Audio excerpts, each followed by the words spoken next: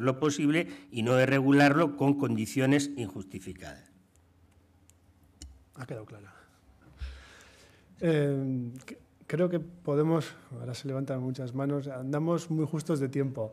Creo que podemos tomar una palabra más porque a continuación vamos a ver el corto. Entonces, sí.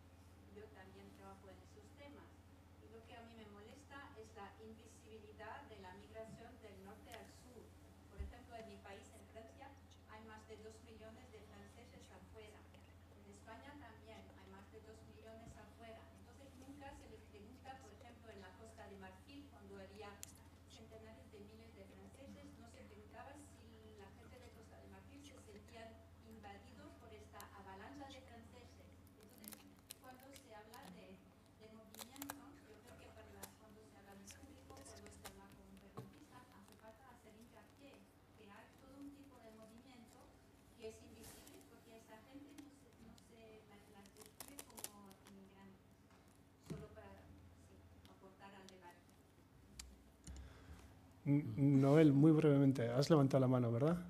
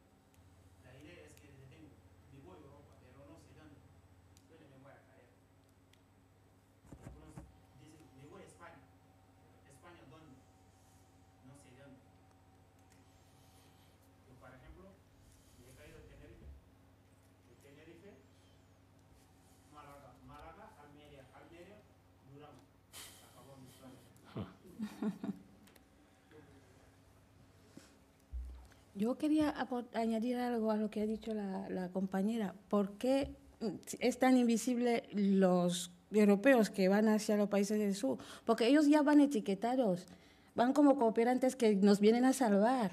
Entonces, un salvador no puede ser asfixiante. Es así. Es lo único que quería añadir. Que ya vienen etiquetados y todo. Entonces, bueno, es así. Entonces, no se siente tanto... No tenemos este sentimiento de invasión. No, porque nos vienen a salvar. Ya vienen etiquetados y es así. Sé que hay palabras todavía pedidas, pero creo que luego vamos a tener un poco más de tiempo para seguir discutiendo. El comentario de Noel ha sido muy interesante, sobre todo a la hora de introducir el cortometraje que vamos a ver a continuación, el de Javi Alonso.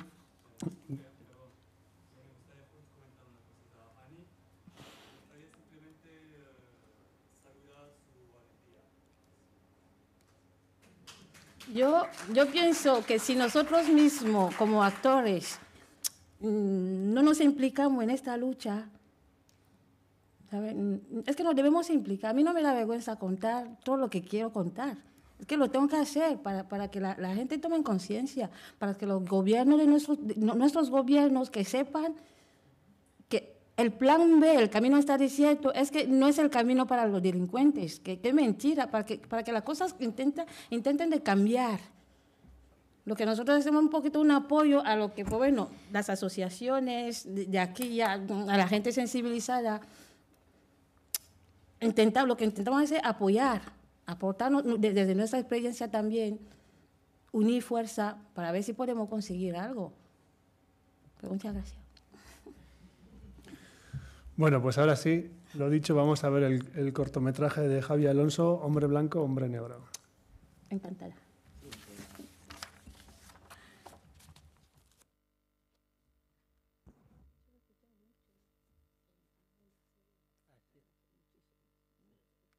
Y después, sí, no. Ya está.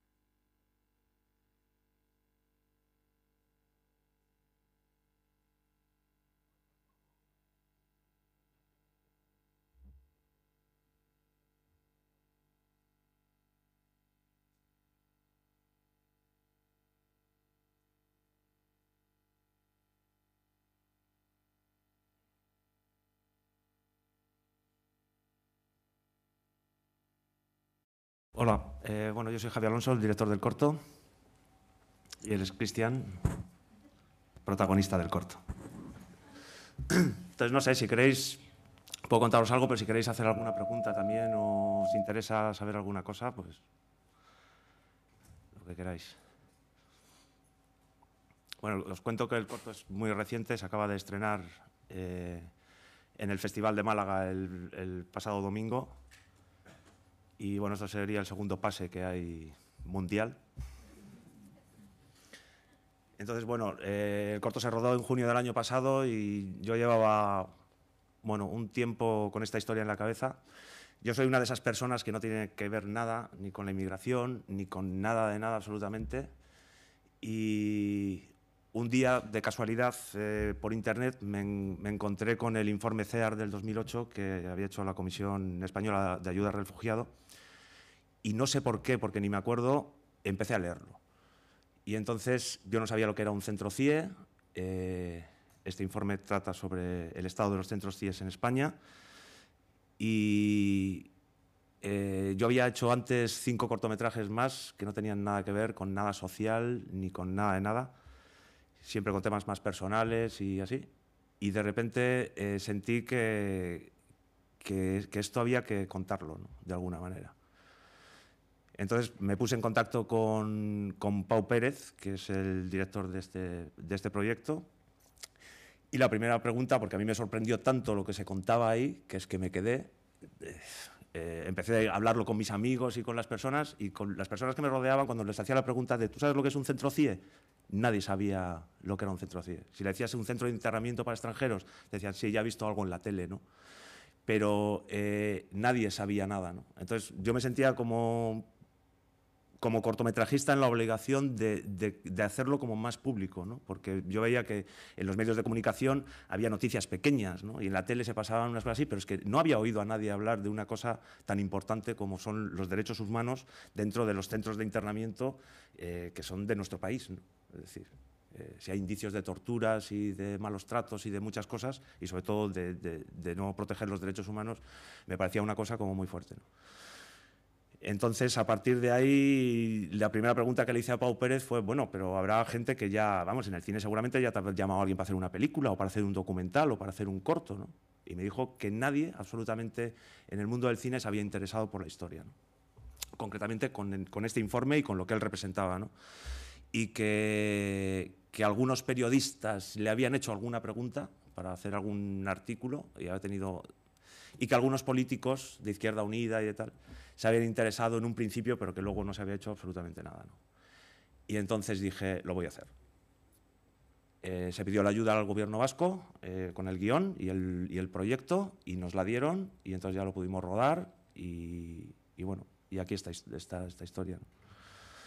Una historia que yo he querido darle un punto de vista un poco personal.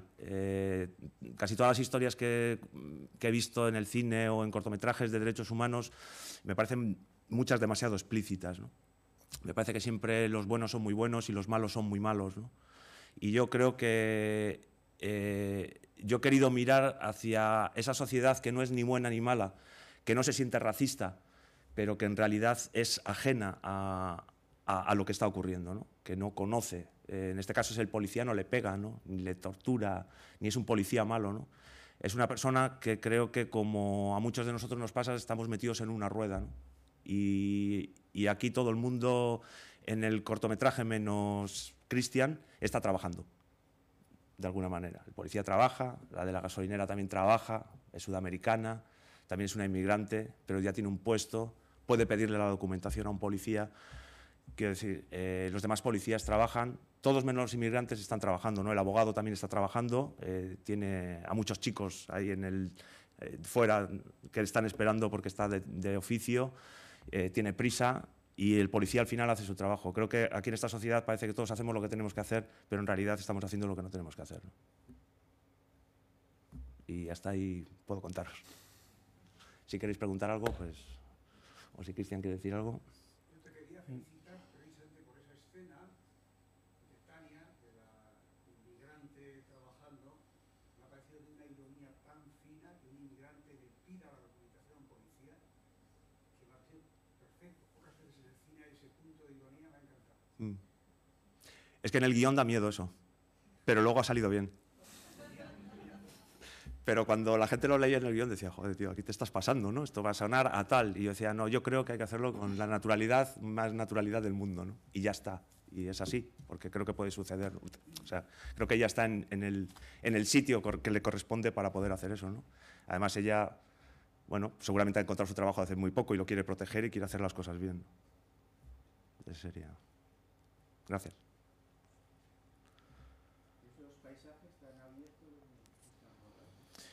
Esto está rodado en Pitillas, Navarra.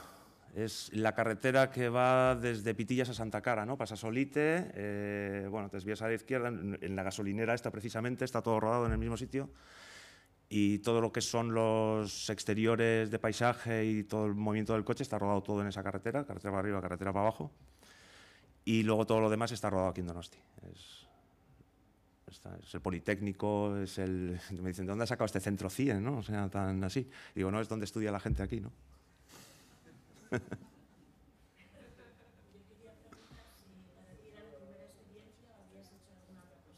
No, es la primera vez. Gracias. Bueno, hicimos un casting. Aquí en Donosti, pues la gente de la EPA nos ayudó, de Sorracismo, de Cruz Roja y tal. Intentamos juntar a mucha gente, ¿no? Unos 40 o algo así. Y Cristian apareció el último. Fue muy curioso, porque si no, no hubiéramos tenido el personaje. Y nada, hizo un casting así muy de andar por casa, tan bien como luego lo hizo en el corto, ¿no? Entonces, bueno, yo lo considero un actor estupendo que tiene un futuro, pero genial. O sea, porque su fotogenia es... Yo no he conocido a nadie con tanta fotogenia como Cristian. O sea, si pasas el cortometraje, fotograma, siempre está bien. Cosa que no le pasa a los demás. No sabes, cuando las fotos al movimiento sales así y así, él siempre está bien en todas. Entonces la cámara le quiere para empezar, ¿no? Y después que tiene esa fuerza, esa mirada y tal. Y quiero deciros que la mayoría de los diálogos que él hace son suyos prácticamente, porque en los ensayos, como yo no le podía dirigir, tenía que dejarle hacer lo que él ya sabe hacer y ya está, ¿sabes? Porque él es él, ¿no? Entonces yo no le podía dirigir, pues entonces todo lo que me soltaba eran perlas siempre, y yo estaba constantemente cambiando el guión, ¿verdad? Porque porque él estaba diciendo cosas que salían de él y me parecían mucho mejor que las que salían de mí, que las había pensado tanto que no estaban bien, ¿no? Incluso cuando dice que quiere una Coca-Cola era porque llevaba 2 días diciendo todo el rato que quería Coca-Cola, Coca-Cola, Coca-Cola. Y entonces en el momento de rodar esa escena dije, a ver, vamos a cambiar aquí los diálogos y todo y vamos a decir que tú quieres Coca-Cola, que es lo que estás diciendo todo el puto día, que quieres Coca-Cola, ¿no? Y entonces hasta tiene su nota de humor, ¿no? Que le viene muy bien al corto, porque me parece bien que la gente además no se conforme con que solamente le den agua, ¿no? Me parece bien. Sí. Un día me gustaría invitarte con la cámara. Yo paso todos los días en Daya. Paso la frontera todos los días. Cada vez que llevo un topo, en cada topo hay 4 Sí. centavos. Me gustaría que pusiera la cámara allí la selección que hace. El tema color es vital. Esta chica, aparte de ser mujer y guapa, Sí. el macho policía todavía, es blanca. Sí. El tema color es muy importante, porque el screening es clarísimo. Yo estos 4 años y nunca me han parado. El tema color es que es el filtro que tiene, ¿no? Es específico, en general, hay un racismo general. Sí. Pero es que eso es algo que deben sufrir muchísimo. Sí. Pero mucho. Está claro que hay Es descarado, es que es evidente. una especie de escalas también sobre la inmigración. Estoy de acuerdo. Paula, muy brevemente. Yo quería felicitaros a los dos porque realmente lo ha hecho genial y porque además es que tan corto habéis dado una visión tan clara del sinsentido, porque empieza con un sinsentido y termina con un sinsentido. Sí. Entonces, realmente te felicito porque es un mensaje claro de esta sociedad en la que estamos metidos, de hacer las cosas por hacer, pero realmente no tiene sentido. Sí. Pues muchas gracias.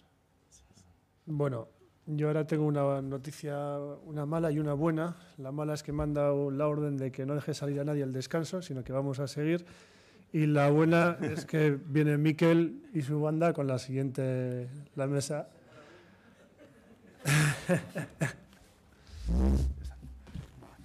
Bueno, gracias, muchas gracias a todos. Gracias a los...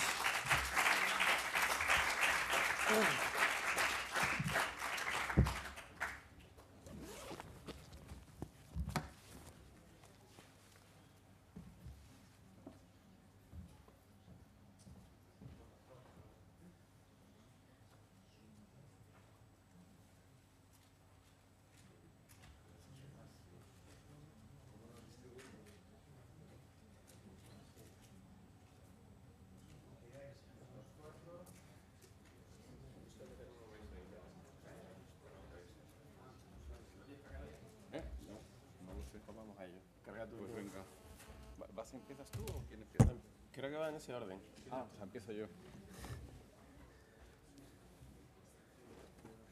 Yo lo tengo en internet, o sea que... No, yo lo tengo. Giar. Espero que esto funcione.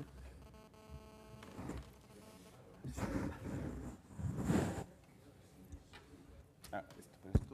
no tengo yo la pantalla aquí. Espera, vamos a ver que se está encendiendo.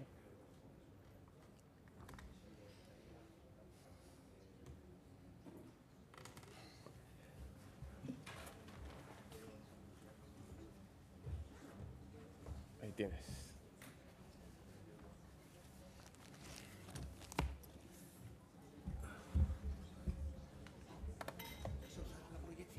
Sí.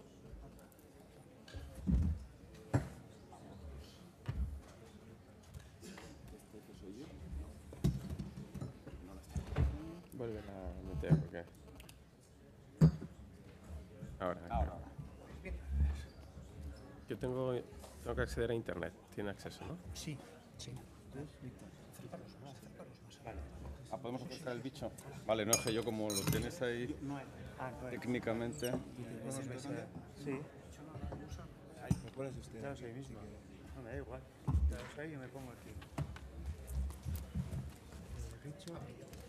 ¿De dónde venís? ¿De Vizcaya? Sí, ahora cuando... Venimos de ¿Esto sería tu presencia? Sí, de Durán. es un PDF, no es un PPV, así que no hay problema. Vale, pues mientras, preparo yo la otra. ¿El CIE donde estuviste? Estuvimos en Fuerteventura. Fuerteventura, sí. Vale. Los dos. Sí.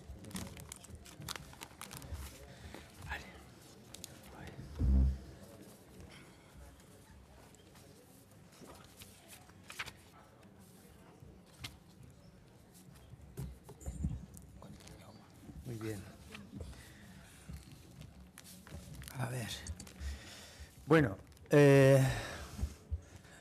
pues nada, sin solución de continuidad, que dicen en las películas.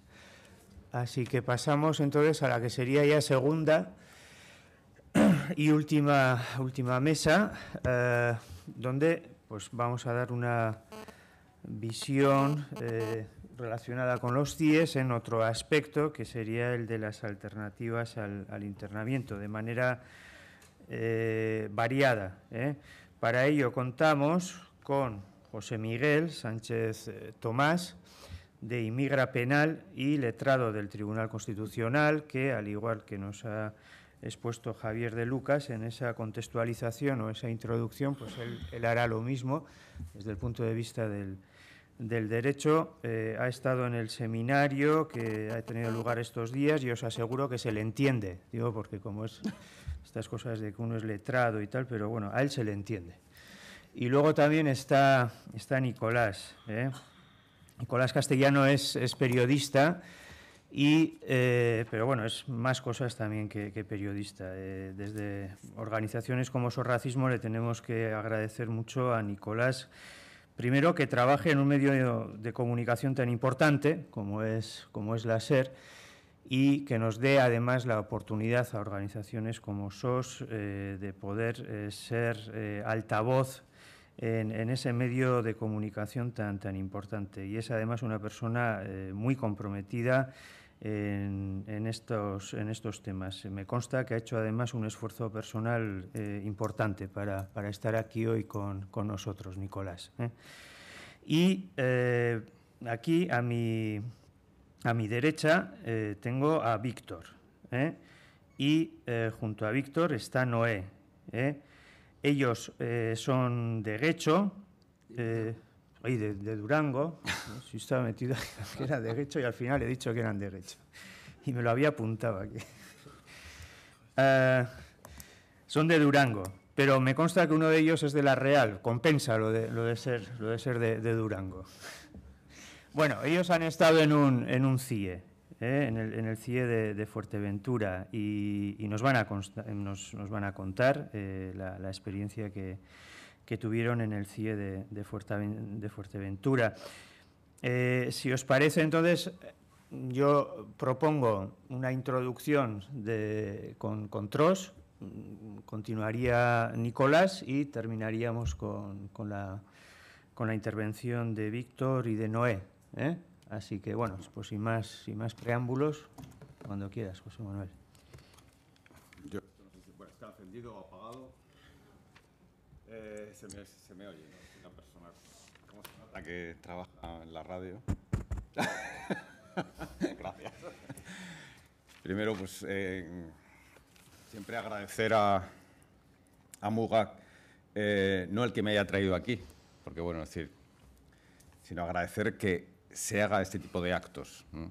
Yo creo que, a pesar de todo, las políticas de inmigración son unas grandes desconocidas y a veces es necesario publicitarlas en el bueno o en el mal sentido del término, es decir, hablar sobre ellas, ¿no? Es decir, hablar bien o mal, pero hay que hablar sobre ellas porque por lo menos somos capaces de poder formarnos conceptos sobre ellas. Por eso, pues, enhorabuena. Si además soy yo el que viene, pues bueno, pues tengo la oportunidad de poder decir mis propias valoraciones o poder hacer mis propias valoraciones. Quiero ser breve porque, como hemos visto antes, siempre es mucho más interesante el coloquio que lo que pueden ser nuestras intervenciones de motu propio. Normalmente porque luego al final uno no sabe qué es lo que es más relevante para el auditorio. Yo no sé incluso si las alternativas al CIE, tal como podemos hablarlo desde un punto de vista conceptual, puede ser una cosa más o menos interesante. Voy a partir de algo, de una presunción, y es que todos tenemos al menos una intuición de lo que es un centro de internamiento de extranjeros. A partir de ahí, cada cual, pues probablemente si estamos aquí es porque tenemos una valoración negativa de lo que es un CIE. Esa es mi segunda presunción, partamos de esa segunda presunción. voy a la tercera presunción, entendiendo que es algo negativo. Sospecho que todos somos lo que políticamente se llama abolicionistas. Somos abolicionistas de los CIE, es decir, que queremos que se cierren los CIE. Yo vengo aquí un poco a establecer un discurso, porque es lo que un poco se nos pide normalmente a los técnicos, y es decir, oye, dinos el por qué habría que cerrarlos, danos datos, darnos argumentos fuertes. Es decir, cuando nos llama la prensa, siempre nos dice lo mismo, es decir, dame algo que pueda utilizar, dame el titular, dame el titular.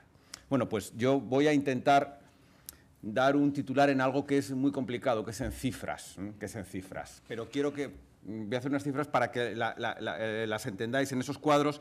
Los cuadros a lo mejor en sí mismos no se entienden, pero sí el cocinado, sí la valoración que voy a hacer de las cifras.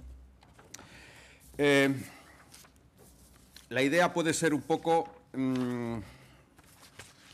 la siguiente. Primero, nos es muy difícil trabajar con cifras. No tenemos cifras y quien puede darlas, que es la policía, las guarda muy celosamente, muy celosamente.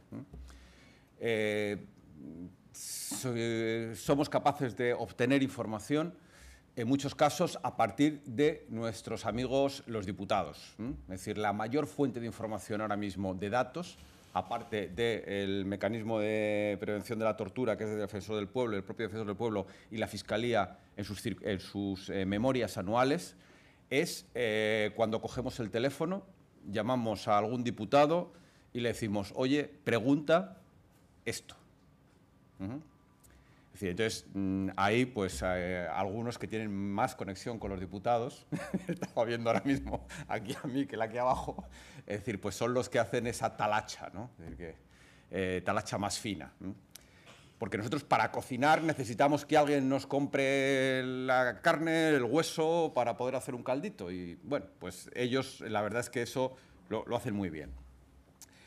A partir de ahí, el cocinado de datos es una cosa muy tosca, ¿no? O sea, es decir, nosotros no somos grandes cocineros a la vasca, ¿no? Es decir, somos poco creativos y cuando cocinamos sacamos datos malos, o sea, que hacemos aproximaciones, pero yo creo que para andar por casa, para lo que es nuestro discurso, puede ser una cosa más o menos interesante. Aquí incluso veréis que hay datos que nos llegan al 12, otros que nos llegan al 11, y es que, insisto, es muy difícil obtener los datos.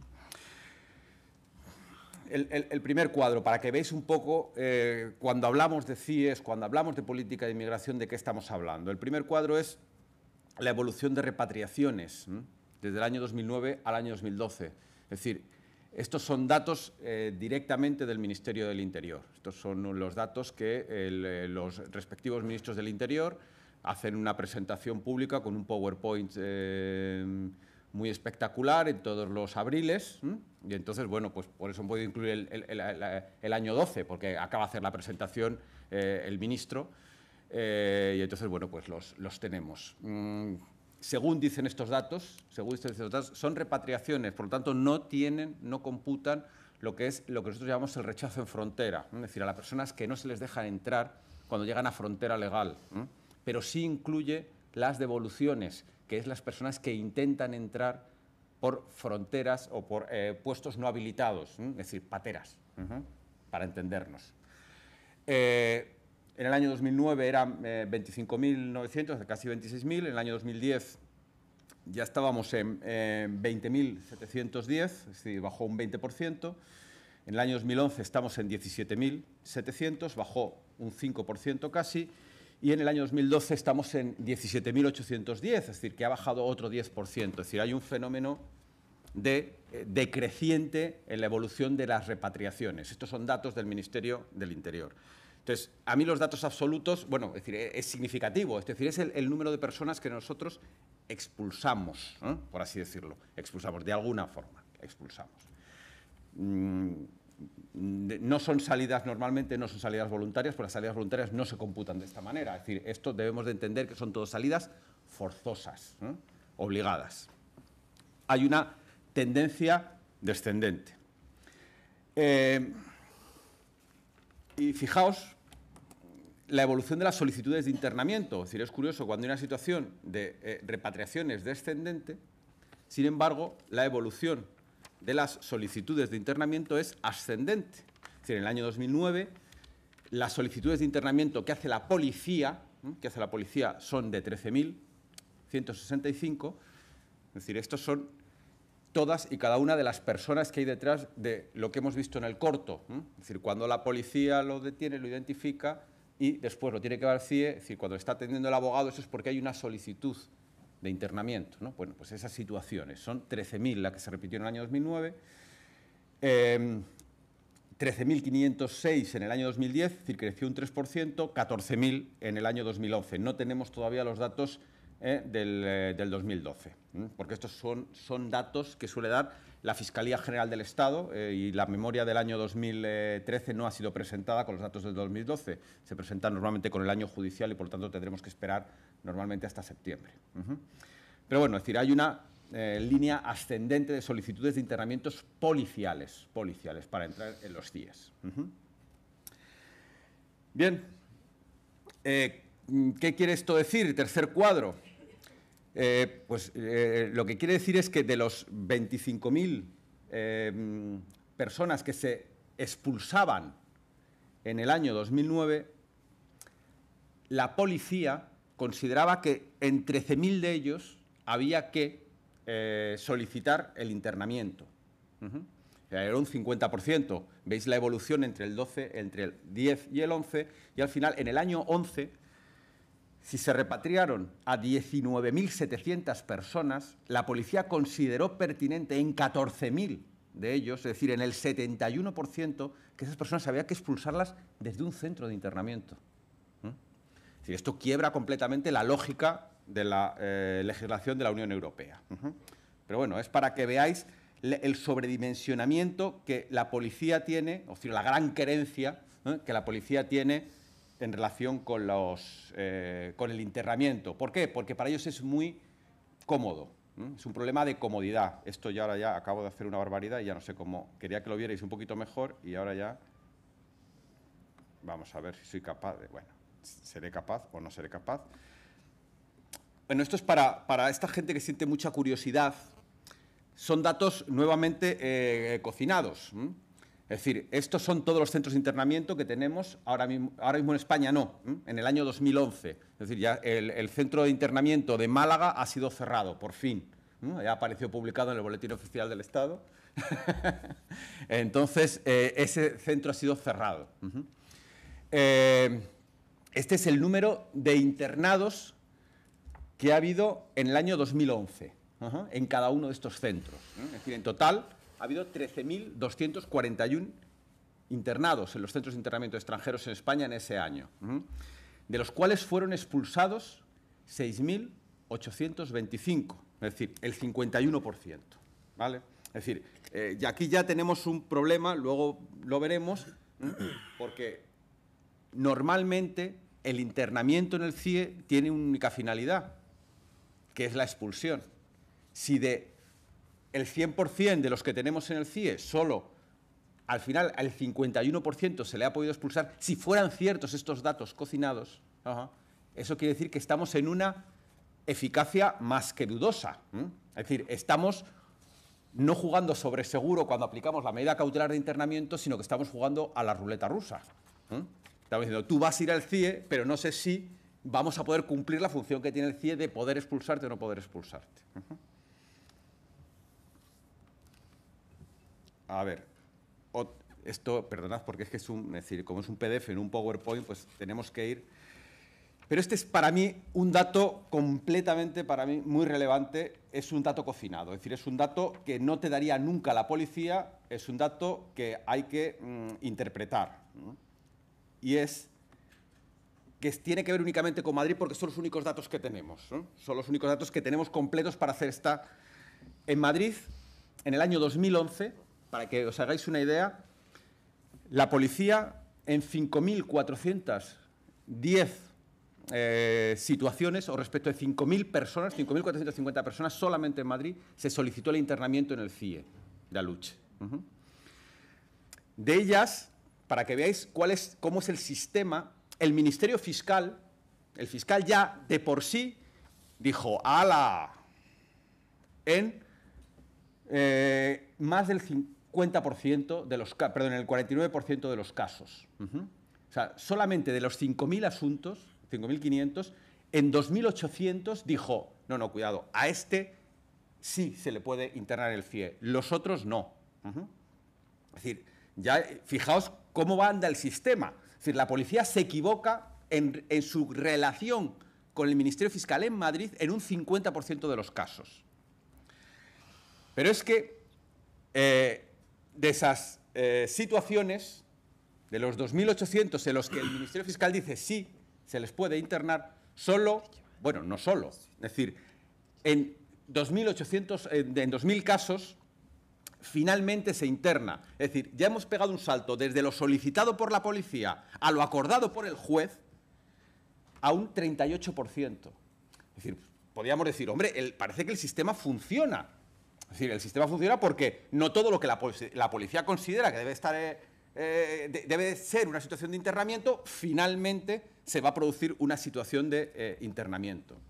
Pero claro, el problema es ya cuando de los 2.000 que acuerda el juez, si nosotros hacemos la proyección en el 50% que veíamos antes de los que se puede expulsar, en números absolutos, aunque se obtienen de una manera un poco extraña, tendríamos que unos 1.000 son los que se habrían expulsado. Quiere decir que desde lo que la policía pensó que era una persona adecuada para estar en un centro de internamiento para poder expulsarlo, al que efectivamente hemos expulsado, estamos en un 18%. Es decir, es un nivel de fracaso elevadísimo en relación con no con la persona que está internada en el CIE, sino con la intención de la policía, con la pretensión del Ministerio del Interior de querer internar a esa persona.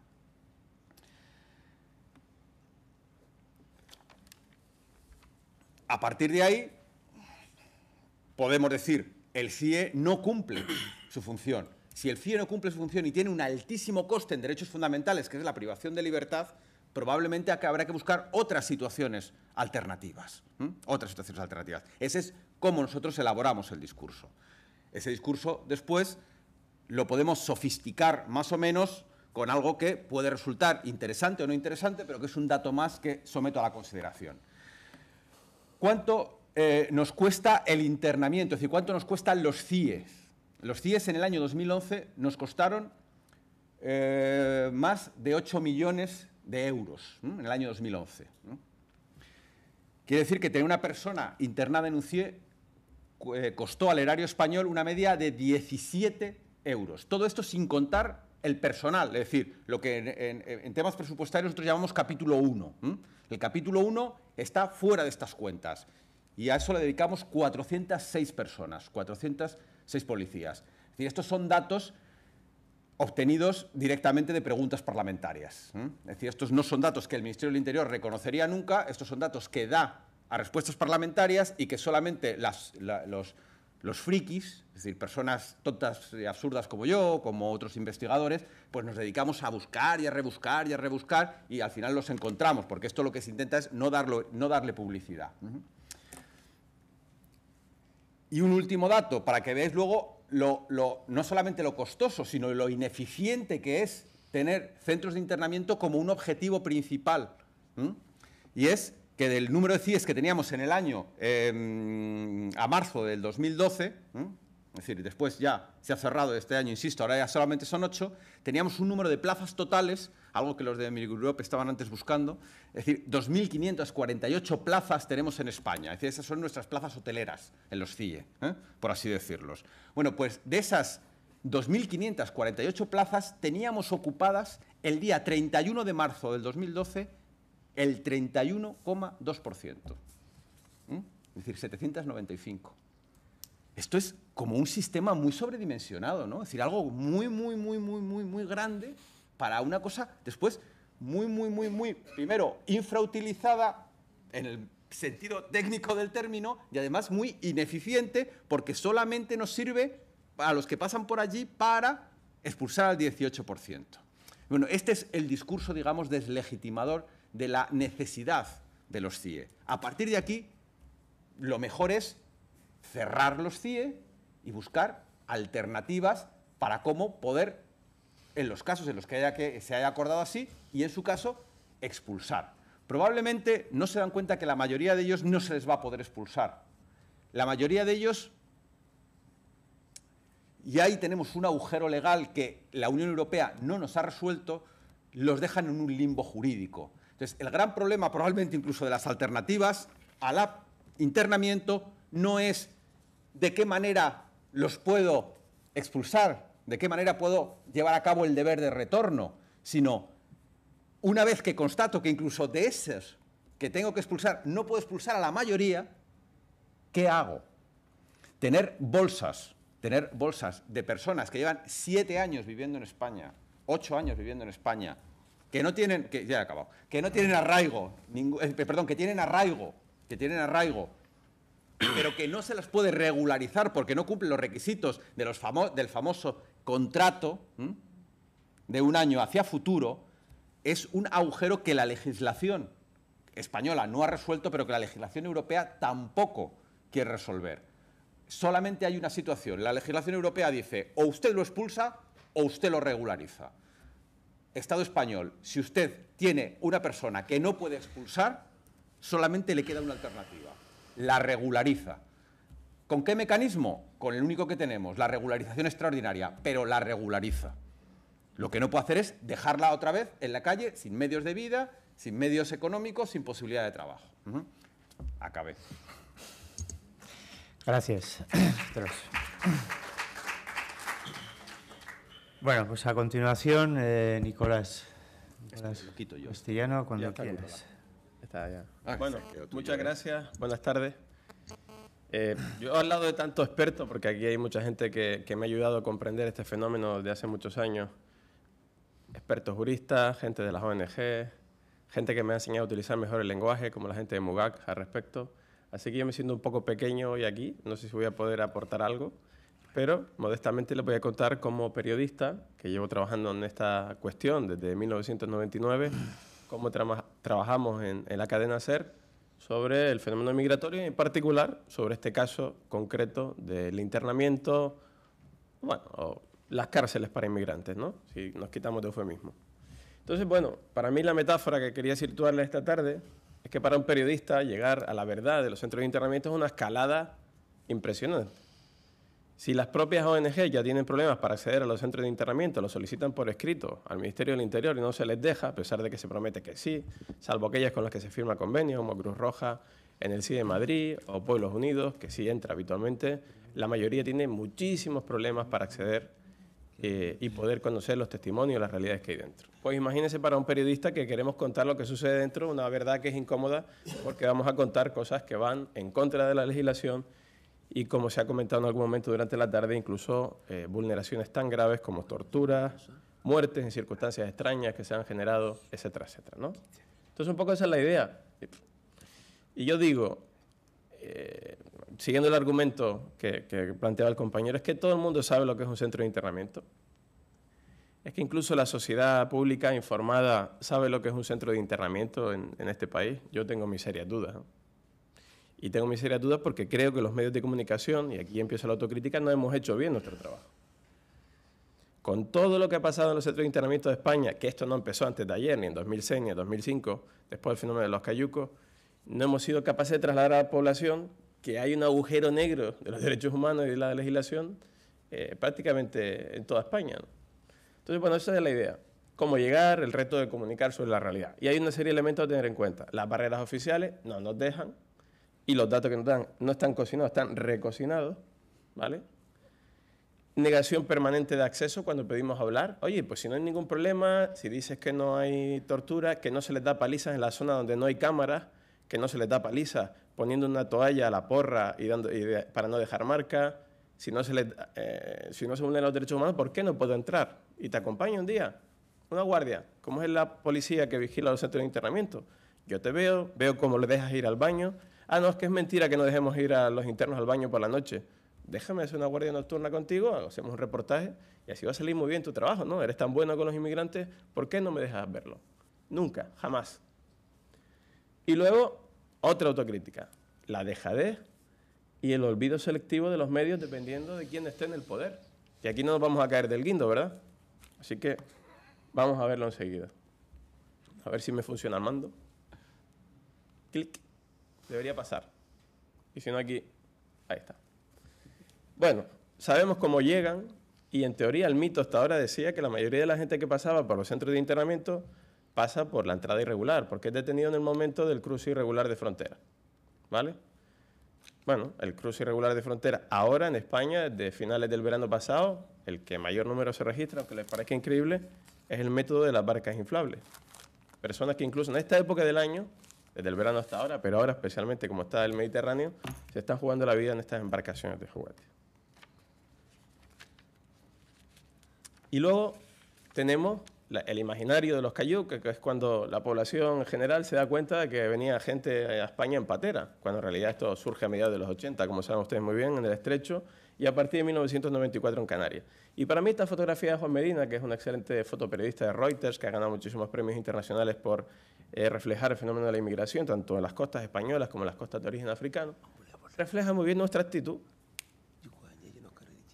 No digo la nuestra, digo la actitud de la sociedad española, la actitud de la clase política española, la actitud de los medios españoles. Estamos en una poltrona viendo un espectáculo dramático, humanitario, que saltó a las portadas en 2006 por el número de gente que venía, por los dramas, la cantidad de muertes. Franco Frattini, comisario europeo de la Unión Europea, llegó a hablar de 10.000 muertos solo en 2006. El cálculo que hacía la Unión Europea de la gente que venía en esa Calú-Maré, en las piraguas de Senegal, intentando llegar a España. Primero empezamos con esa carrera loca de ponerle la barrera en Mauritania, después le pusimos las patrulleras en Dakar, después le pusimos las patrulleras en Gambia, luego en Guinea-Conakry, y aquello se convirtió en una carrera tan peligrosa que murió muchísima gente, ¿no?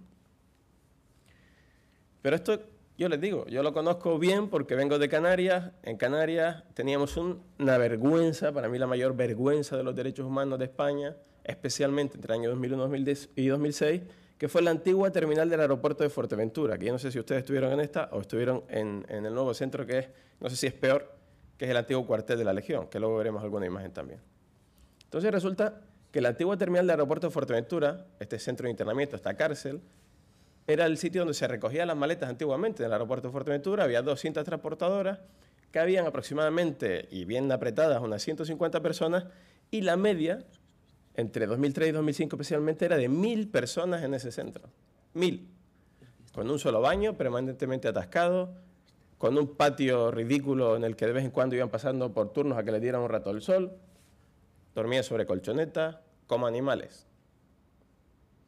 Nadie hablaba de eso. Solo cuando vino Human Rights Watch hizo un informe, cuando Médicos Sin Fronteras, una ONG que trabaja supuestamente en los países en desarrollo, hizo un proyecto dentro de España y dijo, oye, vamos a ver lo que está pasando aquí, lo denunció.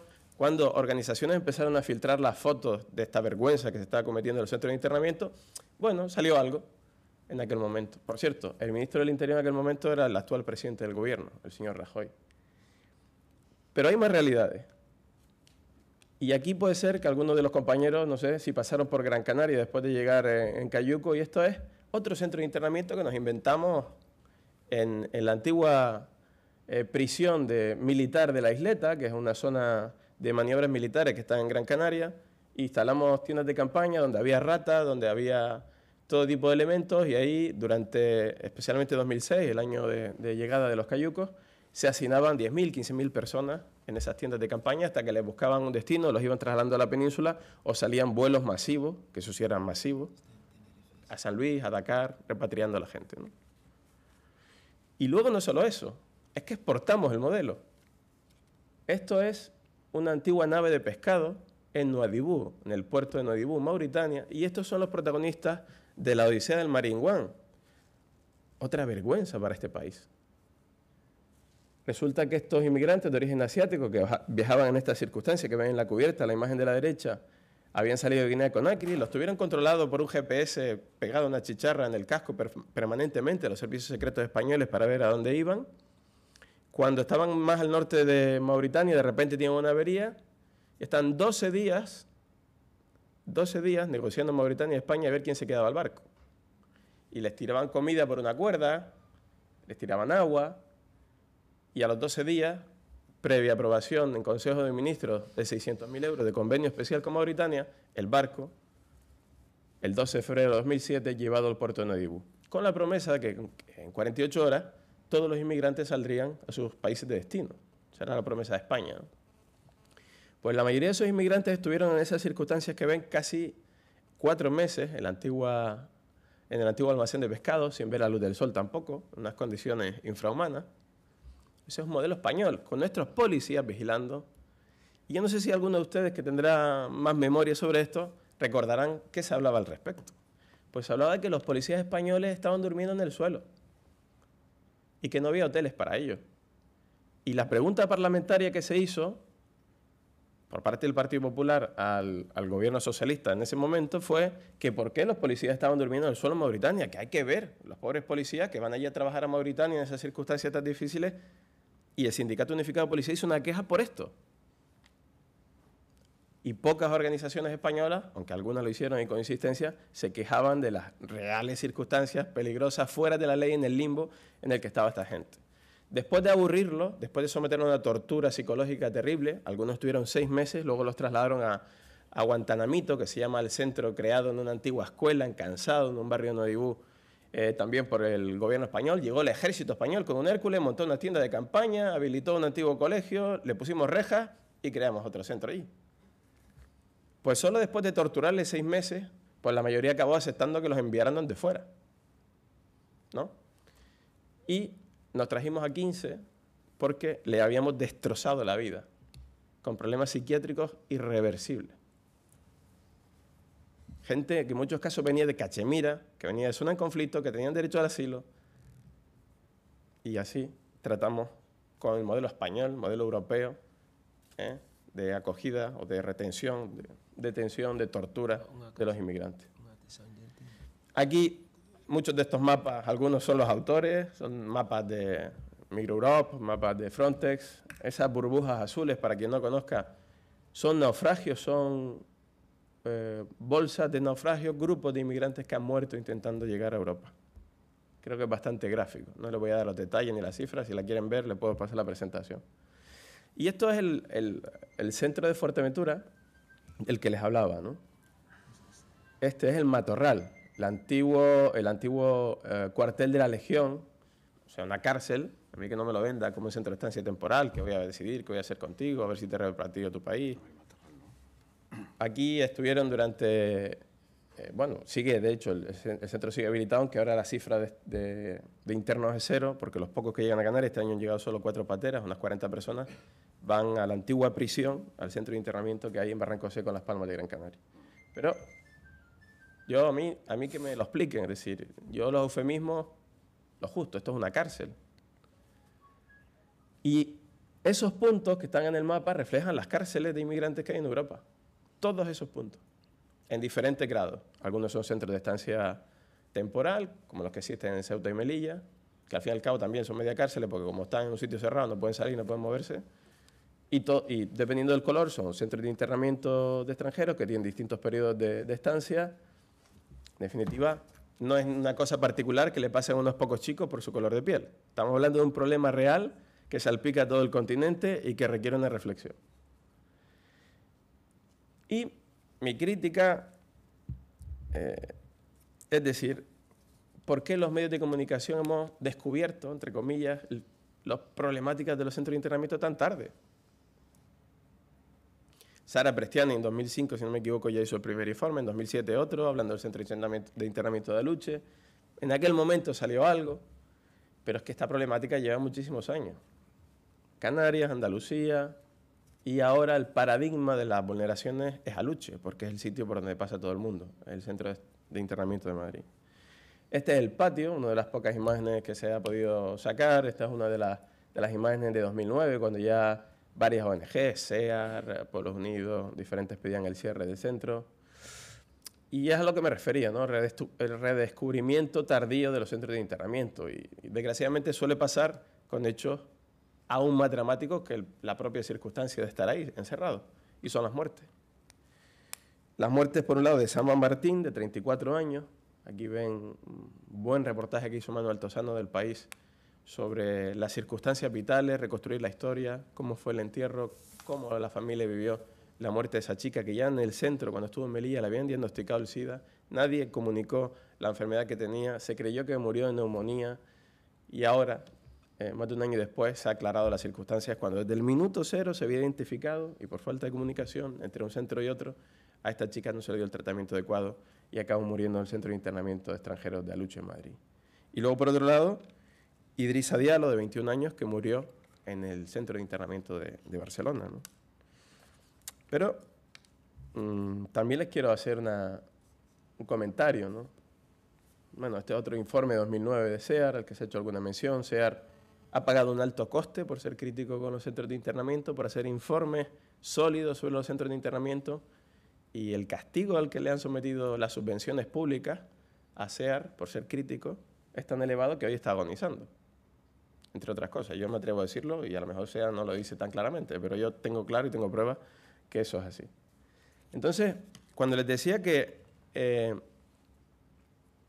los centros de internamiento ha sido un redescubrimiento tardío, le voy a decir por qué. El gran problema de la inmigración es que es un juguete electoralista en España y en el mundo del norte en general.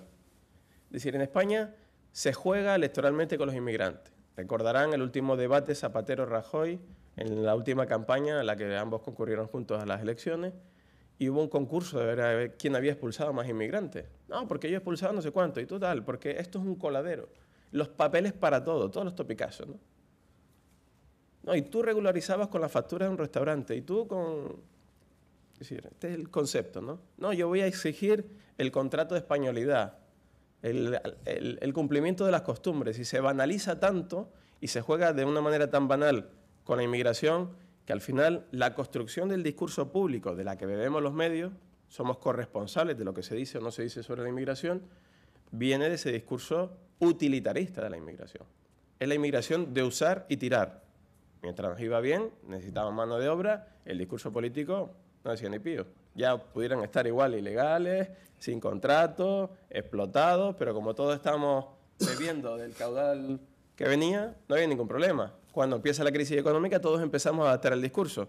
Y cuando aquellos partidos supuestamente progresistas, que tienen que hacer una defensa de los derechos humanos, de la libre circulación, o por lo menos una circulación modulada, etcétera, etcétera, en lugar de ser valientes, acomodan su discurso a la derecha y juegan al truco de ir al electorado medio, a que el discurso de la inmigración no puede ser tan abierto, que esto que es un fenómeno que hay que controlarlo. Al final, todo el mundo, en las encuestas propias de Metroscopia para la SER, el 70% de los españoles cree que hay demasiados inmigrantes en España. Pregunta usted, ¿cuántos inmigrantes hay en España? Entonces te dicen 25, 30%.